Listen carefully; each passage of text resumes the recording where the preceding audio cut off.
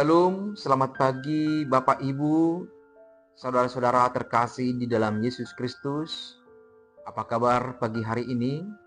Semoga kita senantiasa sehat dan bersukacita dalam penyertaan Tuhan. Sebelum kita mendengarkan renungan yang menjadi kabar sukacita pada pagi hari ini, marilah kita terlebih dahulu berdoa. Kasih karunia dan damai sejahtera bagimu dari Allah Bapa kita dan dari anaknya Tuhan kita Yesus Kristus. Amin. Saudara, firman Tuhan bagi kita pada pagi hari ini tertulis dalam kitab Imamat pasal 11 ayat 45. Saya akan bacakan untuk kita, marilah kita ikuti dalam hati masing-masing.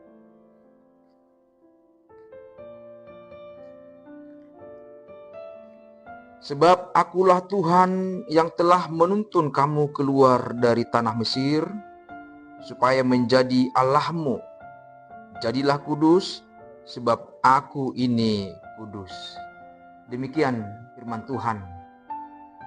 Saudara-saudari yang terkasih, Imamat 11 ayat 45 ini mengingatkan kita akan dua hal penting.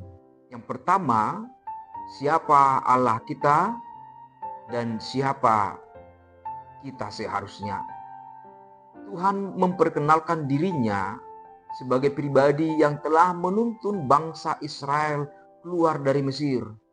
Artinya, kekudusan bukanlah syarat untuk diselamatkan, tetapi respon atas keselamatan. Tuhan terlebih dahulu membebaskan, baru kemudian memanggil umatnya untuk hidup kudus. Kekudusan seringkali terdengar seperti sesuatu yang jauh, sulit, atau hanya untuk orang-orang tertentu. Namun dalam ayat ini, panggilan jadilah kudus ditujukan kepada seluruh umat. Kudus berarti dipisahkan, dikhususkan bagi Tuhan. Dalam kehidupan sehari-hari, ini berarti cara kita berpikir, berbicara, dan bertindak mencerminkan karakter Allah. Saudaraku, mengapa kita harus hidup kudus? Karena Allah itu kudus. Kita dipanggil untuk mencerminkan sifatnya. Jika kita mengaku bahwa Tuhan adalah Allah kita, maka hidup kita seharusnya menunjukkan perbedaan dari cara hidup dunia. Dalam pergaulan sehari-hari, tempat di mana kita bekerja, di media sosial, disitulah kekudusan diuji. Kekudusan bukan hanya soal aturan lahiriah, tetapi hati yang taat dan mengasihi Tuhan. Saudaraku, Tuhan yang sama yang membebaskan Israel dari Mesir, juga membebaskan kita dari dosa melalui kasih karunia-Nya. Kesadaran akan anugerah inilah yang mendorong kita untuk hidup menyenangkan hati-Nya. Kita tidak berusaha menjadi kudus supaya dikasihi, tetapi karena kita sudah dikasihi. Oleh karena itu, saudaraku, hari ini marilah kita bertanya pada diri sendiri, apakah hidup kita mencerminkan kekudusan Tuhan? Apakah keputusan-keputusan kita menunjukkan bahwa kita adalah umat yang telah ditebus? Kiranya Roh Kudus menolong kita untuk semakin serupa dengan Dia. Sebab ketika kita hidup di dalam kekudusan, dunia dapat melihat kemuliaan Tuhan melalui hidup kita. Amin. Kita berdoa.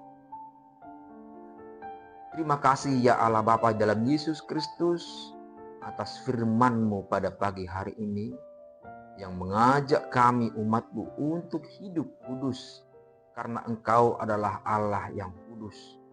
Di dalam perbuatan dan ucap tutur kata kami sehari-hari, biarlah semuanya itu menunjukkan kekudusan Allah di dalam diri kami. Berkatilah seluruh jemaat Tuhan yang telah mendengarkan firman-Mu ini dan yang beraktivitas dalam satu hari ini. Tuhanlah yang menyertai mereka. Ampunilah dosa dan pelanggaran kami. Di dalam Yesus Kristus kami berdoa dan mengucap syukur. Anugerah dari Tuhan kita Yesus Kristus dan kasih setia dari Allah Bapa dan persekutuan Roh Kudus yang menyertai kamu sekalian. Amin.